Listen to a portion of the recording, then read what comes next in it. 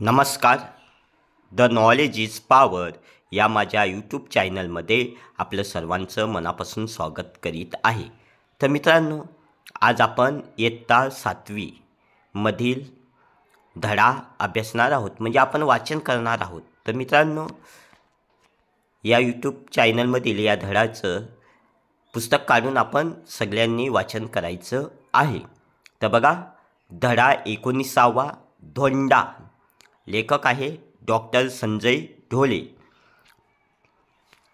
तर बघा, राजू चौकस बुद्धीचा जिज्ञासू मुलगा, सतत काही ना काही उद्योग करणारा, खूप प्रश्न विचारणारा. 1/1 म्हणजे किती?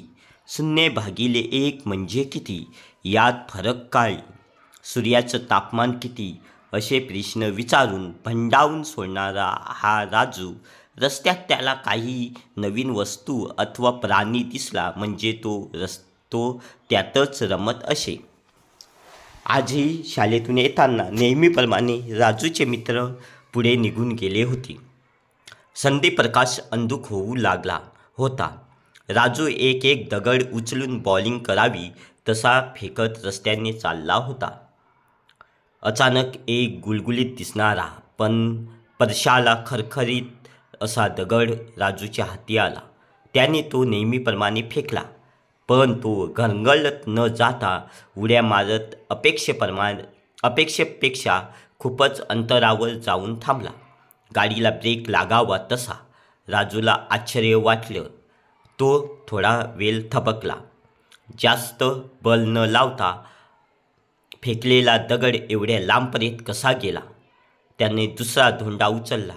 खूप जोर लावून त्यानं तो फेकला, पण पूर्वीच्या फेकलेल्या गुलगुलीत धोंड्यापर्यंत न पोहोचलेला पाहून राजू थोडा धास्तावला.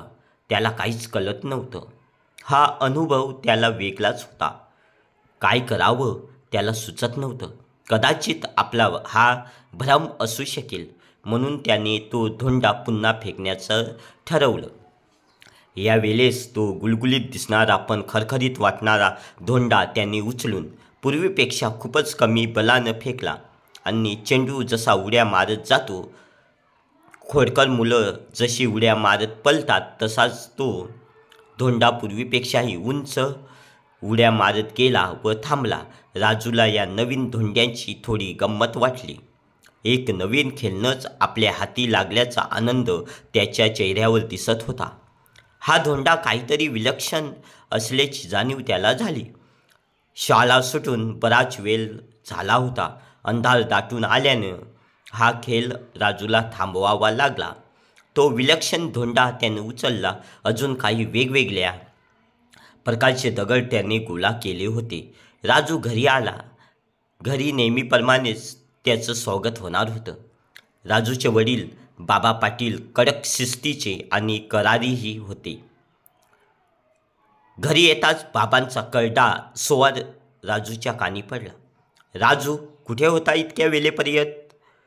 शाळा सुटल्यानंतर मी खेळत होतो. काय खेळत होतास? दगडधोंडे. बाबांचा वैतागलेला स्वर. हो, राजूचा हुंकार.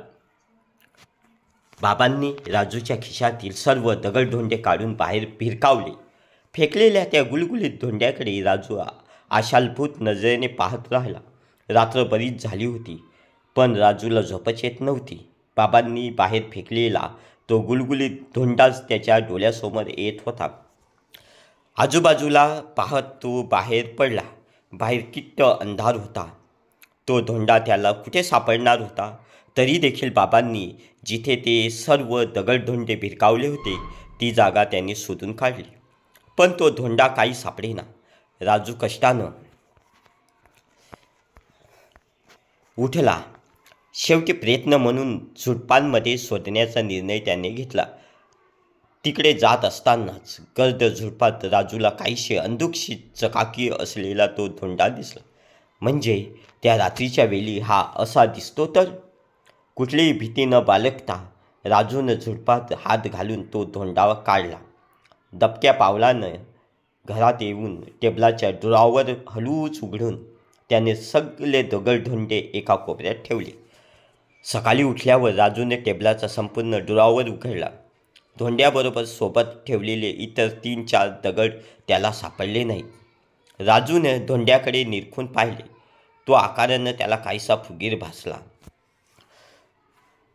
उचलताच पूर्वीपेक्षा जडही जाणवला. हा आपल्याला भास होतोय की काय?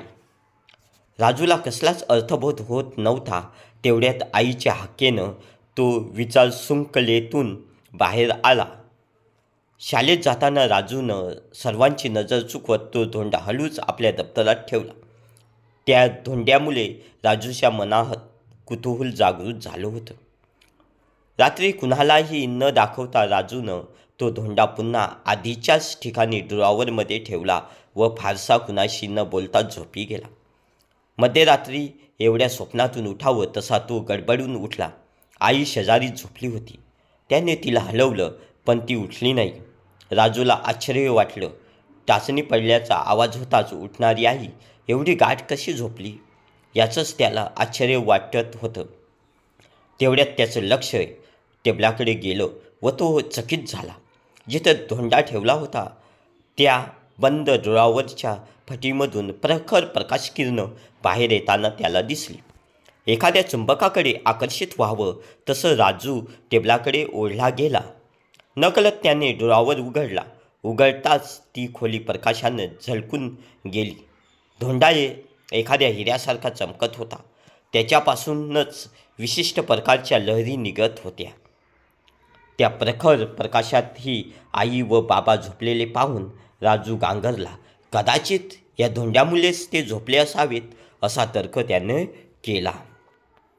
धोंड्यापासून निघणाऱ्या प्रकाशलहरी त्याच्या आईबाबांच्या व परिसरातील इतर सजीव प्राण्यांच्या मेंदूंच्या लहरीशी जुळल्यानं ते गाढ झोपेतून उठणं शक्य नव्हतं.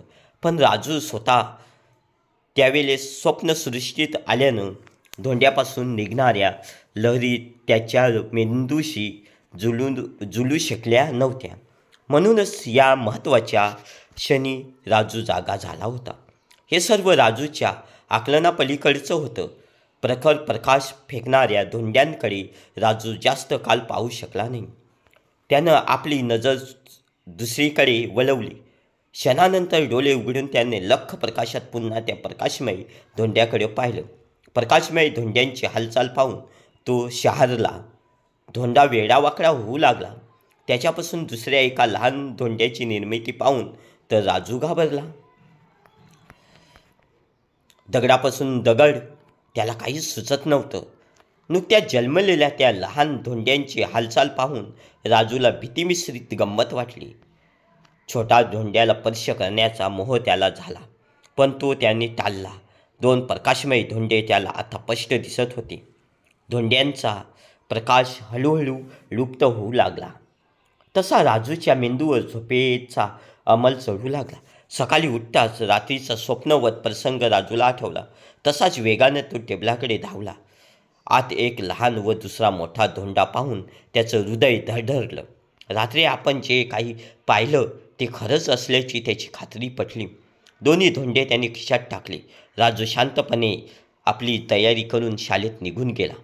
शाळेत येताच राजूनं शिक्षकांना मित्रांना त्या धोंड्याविषयी सांगण्याचा प्रयत्न केला, पण त्याचा हा नेहमीचाच विचित्रपणा असेल म्हणून त्यांनी टाळलं. तो निराश झाला. कोणीच ऐकत नाही म्हटल्यानंतर त्याची जास्तच घालमेल होऊ लागली. तो अस्वस्थ झाला. त्याच दिवशी शाळेत विज्ञान मंडळातर्फे प्रसिद्ध विज्ञान कथाकार श्री अनिल घोटे यांचं व्याख्यान होतं. त्यांनी अंतराळासोबतच परग्रहावरील जीवसृष्टीसंबंधीची कथा सांगितली. राजूनं त्यांची कथा बारकाईने ऐकली. त्यानंतरचा राजूचा संपूर्ण दिवस अस्वस्थतेत गेला. त्यातच त्याने एक ठाम निश्चय केला. राजूच्या ठाम निश्चयाला त्याच्या बाबांचाही पाठिंबा मिळाला. राजूच्या शाळेतील पाटील सरांनी राजू व त्यांच्या बाबांना प्रसिद्ध शास्त्रज्ञ डॉक्टर अनिल घोटे यांच्याकडे नेले. त्यानंतर काही दिवसांनी डॉक्टर अनिल घोटे यांच्या समवेत त्यांचे शास्त्रज्ञ मित्र डॉक्टर कसबे व डॉक्टर पंडित हे राजूच्या शाळेत आले. पाटील सरांनी शाळेतील सर्व मुलांना पाहुण्यांची ओळख करून दिली. श्री घोटे बोलू लागले. राजू अतिशय चाणाक्ष व हुशार मुलगा आहे. कुठल्याही गोष्टीचा पाठपुरावा करण्याची त्याची नैसर्गिक प्रवृत्ती आहे. कुतूहलापोटी जमवलेल्या धोंड्यांविषयी सांगण्यासाठी राजू 6 दिवसापूर्वी त्याच्या बाबांबरोबर माझ्याकडे आला होता.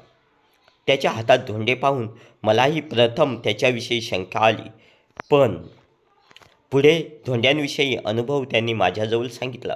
त्यांनी मी शहारलो. त्याच रात्री आम्ही प्रसिद्ध शास्त्रज्ञ डॉक्टर कसबे व डॉक्टर पंडितांकडे गेलो. डॉक्टर घोटेंनी डॉक्टर दवीकडे कटाक्ष टाकला. पुढचा प्रसंग तुम्हीच सांगा, असा निर्देश करत डॉक्टर घोटे थांबले. डॉक्टर कसबे सांगू लागले.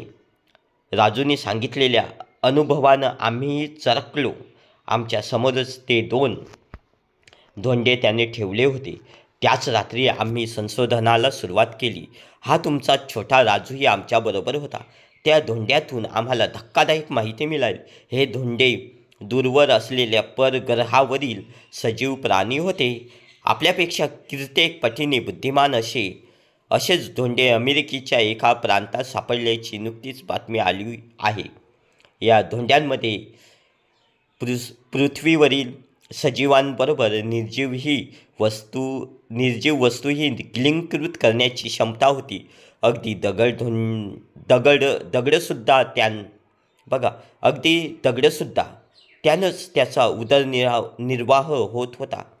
पर्यायाने प्रजनन क्षमता वाढून त्याच्यापासून दुसऱ्या धोंड्यांची निर्मिती होऊ लागली होती. राजूने हे शोधलं नसतं तर काही वर्षातच मानवानं उच्चाटन झाल्याखेरीज राहिलं नसतं. त्यासाठीच धोंड्यांचा नायनाट करणं आवश्यक होतं. त्यात आम्ही यशस्वीही झालो. या सर्वांचं श्रेय राजूलाच आहे. त्यामुळेच पृथ्वीवरील अरिष्ट टळलेलं आहे. तर बघा, हा आपण धडा इथे वाचलेला आहे आणि हा सर्वांनी धडा मनापासून ऐकला म्हणून सगळ्यांचं धन्यवाद. तर बघा, हा धडा आपल्याला वाचलेला आहे. धडा आपण बघून आपण उत्तम प्रकारे वाचू शकतो, शिकू शकतो. तरी पुन्हा एकदा हा धडा मनापासून ऐकल्यामुळे सर्वांना धन्यवाद. आणि आता आपण इथे थांबूया. पुढील तासाला पुढील धडा पाहूया.